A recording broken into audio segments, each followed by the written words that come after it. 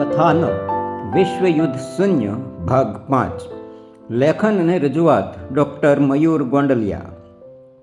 કથાનકના અત્યાર સુધીના ભાગોમાં પાંડવો કૌરવો વચ્ચે સમાધાન ન થઈ શકવાથી બંને પક્ષોએ યુદ્ધની કરેલી તૈયારી, યુદ્ધના નિયમો, સેનાપતિઓની નિયુક્તિ તથા યુદ્ધ મેદાન અને તેની આસપાસ બંને પક્ષોએ કરેલી વ્યવસ્થાનું વર્ણન જોયું. અને હવે આગળ.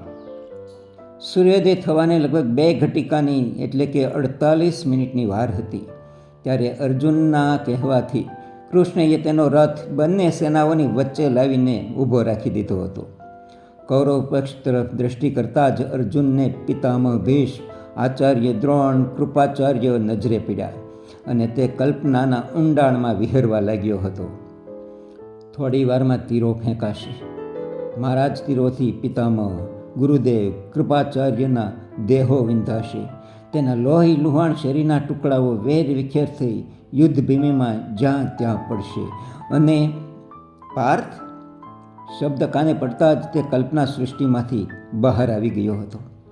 કૃષ્ણએ તેને વિષાદમાં સરી જતો રોક્યો હતો. તે વેહવળ બની ગયો હતો.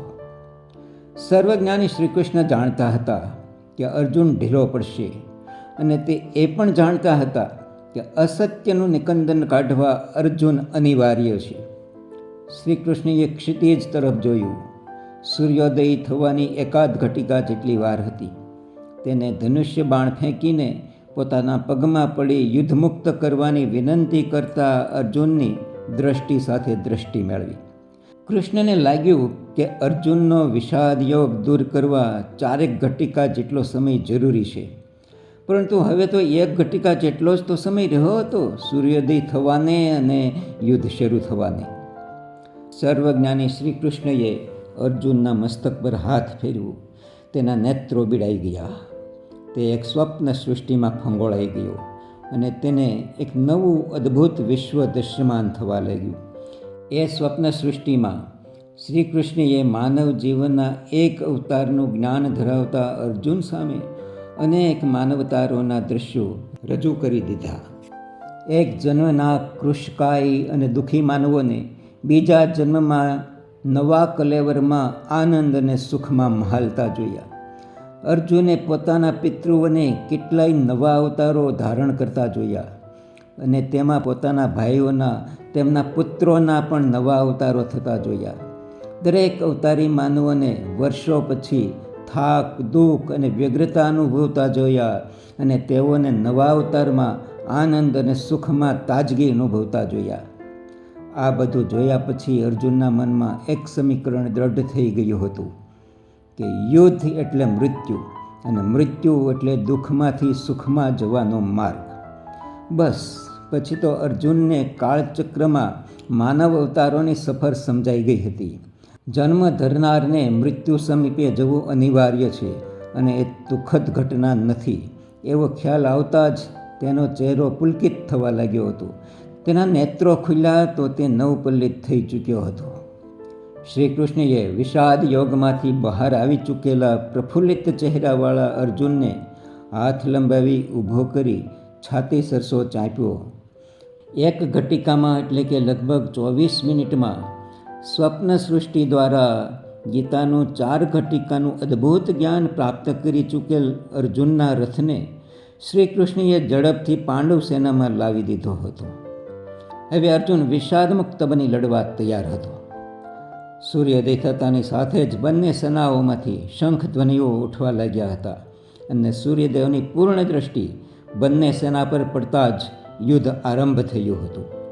પાંડવ સેના સેનાપતિ ધૃષ્ટધુમ્નના માર્ગદર્શન પ્રમાણે અને કૌરવ સેના ભીષ્મ પિતામહના માર્ગદર્શન પ્રમાણે લડી રહી હતી. પહેલા જ દિવસે પાંડવ પક્ષમાં રહી લડતા વિરાટ રાજાના બંને પુત્રો ઉત્તર અને શ્વેત મૃત્યુ પામ્યા હતા. ઉત્તરને શલ્યએ અને શ્વેતને ભીષ્મએ મૃત્યુશૈયા પર પઢાડી દીધા હતા. બંને પક્ષની કેટલી સેનાઓનો નાશ થયો હતો, પરંતુ તેમાં પાંડવ પક્ષની ક્ષતિ વધુ થઈ હતી. ત્યાર પછી દરેક દિવસે બંને પક્ષોની વધુ ઓછી એમ હાનિ થતી રહી હતી.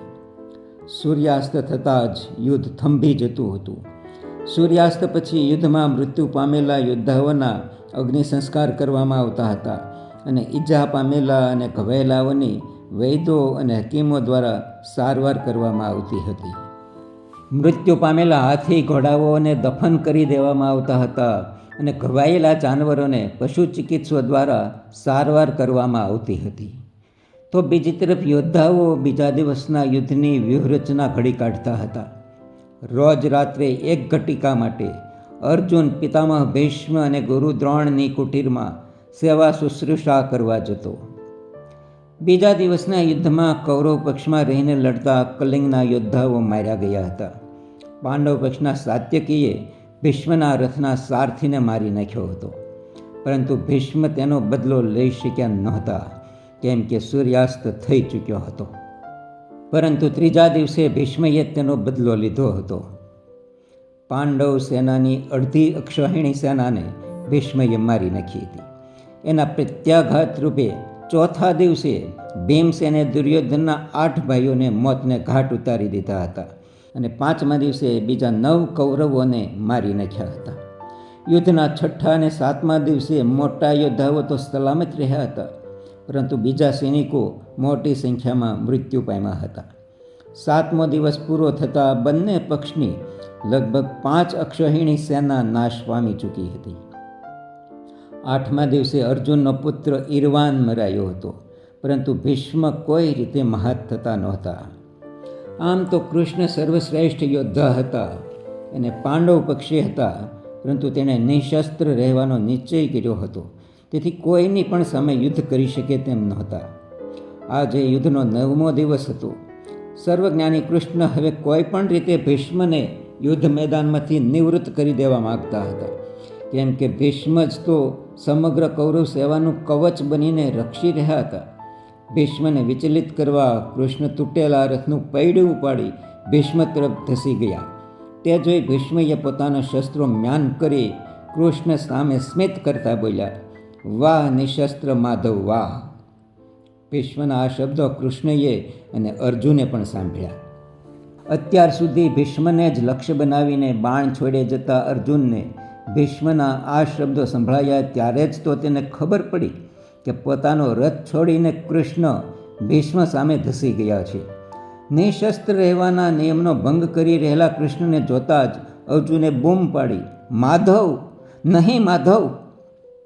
ધન્યવાદ. તો આ હતું ડૉક્ટર મયુર ગોંડલિયા લેખિત અને પ્રસ્તુત કથાનક વિશ્વયુદ્ધ શૂન્ય ભાગ 5. ધન્યવાદ.